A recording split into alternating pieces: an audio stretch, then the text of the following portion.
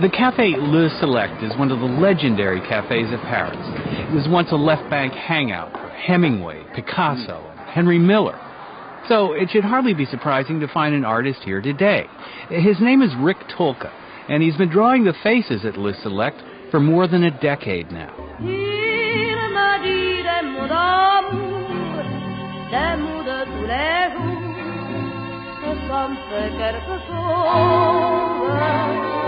I love drawing French faces. They're the best.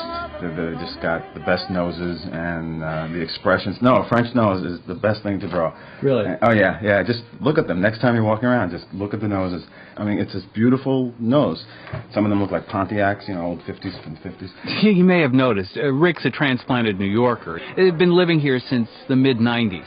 And while he's captivated by their noses, what he's captured is their attitude. That uniquely French ability to sit in a cafe as if they own the place. I think it's just a cultural... See, people say like French people are cold and they're not friendly, but they are.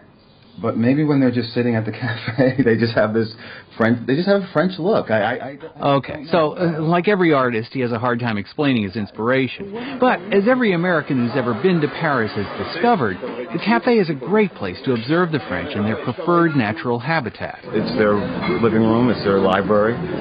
It's their office. Meetings. I mean, many people come here and have meetings with people. Lunches could last for 2 or 3 hours. Spend enough time in one cafe and you'll get to know the regulars. And then you'll notice they come at precisely the same time every day. There's a writer in the back who comes in the afternoon and in the mornings, and he sits and writes his books here. Moi, ça fait 42 ans que je le fréquente. J'avais un rendez-vous avec une fille ici, très belle.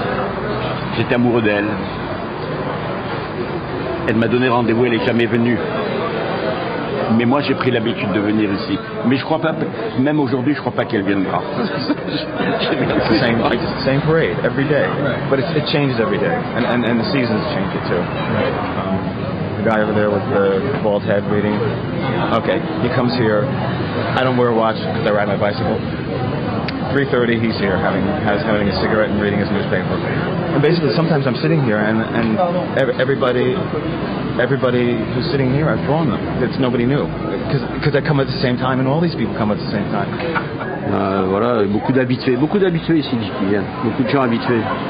Didier's been working here for the last 25 years, and Arnaud for the last 6. But Pascal, behold, the French nose. Centuries before the internet was ever born, cafes were like neighborhood chat rooms. They were one of the few places where all strata of society could mingle. And around the bar there was an exchange of ideas that drew artists, aristocrats, writers, and the rabble as well, because cafes were also hotbeds of political unrest.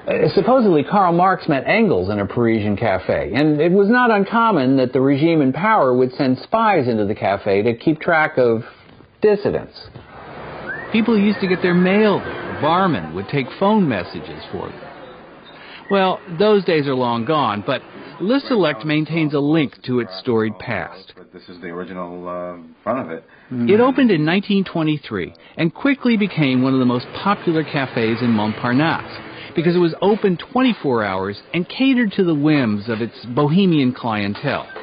It hasn't changed much in 80-some-odd years.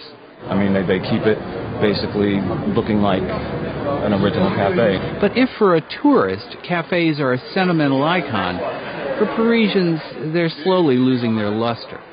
More and more cafes are changing their look, trying to capture a younger, hipper crowd that prefers something less traditional and a bit more... sort of more disco, groovy flavor.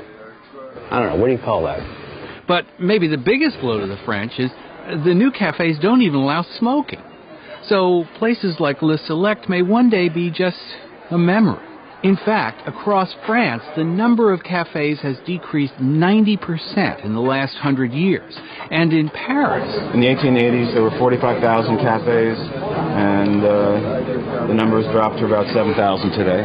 In fact, Bernard, the owner of my favorite cafe, keeps a list of all the cafes in the neighborhood that have closed in the last 20 years. 25 years, okay. C'est très sec. Un café ferme, c'est toujours un peu sec. C'est la vie. And what isn't closing or changing its look may be going corporate. Even one of Hemingway's haunts, like La Coupole. I mean, La Coupole is now owned by a big corporation, and it's not anything like it used to be. I mean, that building is built in the 80s. It used to just be 2 floors. But, as we know, the French can also be stubborn, like Monsieur Francis, who runs Le Select and wants only... Garder cette ambiance de bohème. Et voilà. Parce que autour de nous, ils ont tous changé. C'est ça, mais il faut quand même garder cette tradition et garder ce contact-là. So, with all the material he's accumulated, Rick and writer Noel Riley Fitch have put together a book due out this fall. But if you can't wait till then to see his work... Oh, here, this is mine. You could always pick up the latest issue of... This one's mine. Yeah, Rick may be best known so far as an artist for Mad Magazine. It's really I mean, I've been working there for almost 20 years, and I have some really close friends there with some of the artists and some of the editors, and it's a family. I mean, of course, it's fun because it's Mad, but the people are just great. And it gives them enough time to document what may in fact be the passing of an era. Though one thing seems never to change, and maybe there's no answer, but I've always wondered why so many artists are drawn to this city. I mean... Well, it is Paris. I mean, what more do you need, you know? Yeah. And hopefully, as the man said, we'll always have it.